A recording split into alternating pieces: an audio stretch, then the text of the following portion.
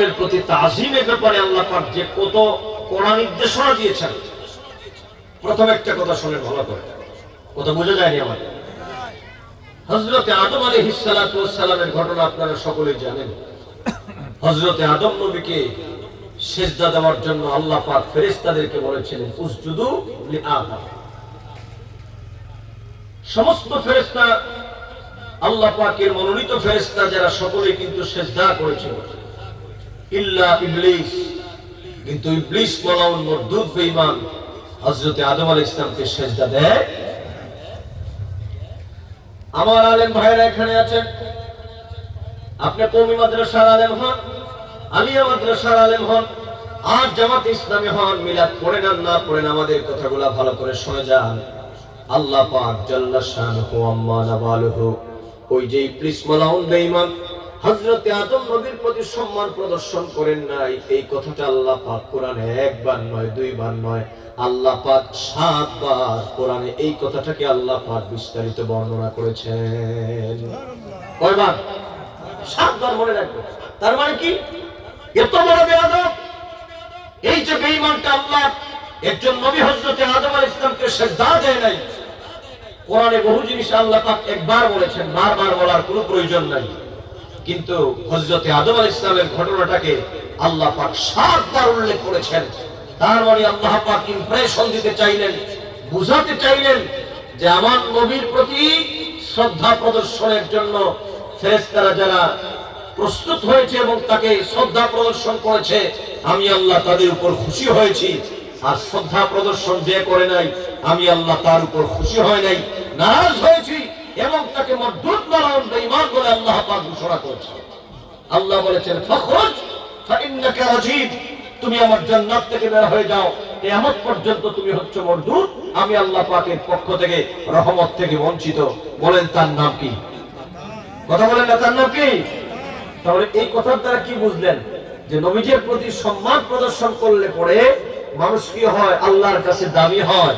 আর নবীদের প্রতি সম্মান প্রদর্শন না করলে পরে শয়তানের অনুসারী হওয়ার সম্ভাবনা হয়। যুবক কথা বলো না, ঠিক না? তাহলে আমরা যারা ইমানদার মুমিন মুসলমান, আমাদের দায়িত্ব কি হবে? নবীদের প্রতি তাজিম করা, নবীদের প্রতি সম্মান প্রদর্শন করা। এই যে তাজিম এবং সম্মান, আরেকটু আপনাদেরকে বলি আসেন, এই যে তাজিম এর যে কত গুরুত্ব জানেন? তাজিম মানে কি? শ্রদ্ধাবনত হওয়া, বিনম্র হওয়া, মানুষের প্রতি যথাযথ মর্যাদাপূর্ণ দিক খেয়াল করে তার প্রতি নম্র হয়ে যাওয়া, এটাই তো তাজিম। আপনারা জানেন হযরতে মূসা আলাইহিস সালামের ঘটনা, আপনারা জানেন হযরতে মূসা আলাইহিস সালামকে আল্লাহ পাক একটা বিরাট কুদরতের পাওয়ার দিয়েছিলেন। মূসা নবী যখন পৃথিবীতে আগমন করেছিলেন, তৎকালীন সময়ে ছিল জাদুকরদের বিরাট প্রভাব। আর যে সময় যেই তন্ত্রমন্ত্র এবং আল্লাহ বিরোধী যে শক্তির উত্থান ছিল, সেই শক্তিকে ধূলিসাৎ করে দেওয়ার জন্য পৃথিবীতে আল্লাহ পাক নবী আলাইহিস সালামকে এরকম মহান পাওয়ার দিয়ে আল্লাহ পৃথিবীতে তিনি প্রেরণ করেছিলেন।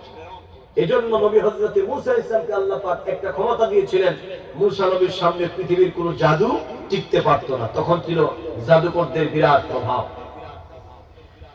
এই কথা আপনারা সকলেই জানেন। হযরতে মূসা নবীর হাতে থাকতো একটা লাঠি। আল্লাহ পাক মূসা নবীকে ডাক দিয়ে বললেন ওয়া মা তিলকা বিয়ামিনিকা ইয়া মূসা, হে মূসা তোমার হাতে এটা কি? মূসা আলাইহিস সালাম বললেন হে আসায়া, এটা হচ্ছে একটা লাঠি। আল্লাহ এটা দিয়ে আমি গাছের পাতা ছিঁড়ি, হিংস্র জন্তু থেকে আমি আমার নিজেকে রক্ষা করি। মুফাসসিরিনে কেরামগণ বর্ণনা করেছেন আল্লাহ পাক এবার হযরতে মূসাকে বললেন মূসা রে, তোমার এই লাঠির ভিতরে আমি আল্লাহ পাক আমার বিরাট কুদরত এবং আমার বিরাট হিকমত আমি আল্লাহ পাক লাঠির ভিতরে ঢুকায় দিয়েছি। মূসা তুমি জানো না, তোমার সামনে যখন পৃথিবীর সমস্ত জাদুঘরেরা যখন তাদের বড় বড় জাদুগুলাকে প্রদর্শন করতে আসবে, তোমার ওই লাঠিটারে তুমি জমিনের মধ্যে ফেলে দিবা। হযরত নবী মূসা জমিনের মধ্যে ফেলে দিলেন। ইয়া হাইয়াতুন তাসআ, এটা বিরাট একটা অজগরে রূপ ধারণ করল।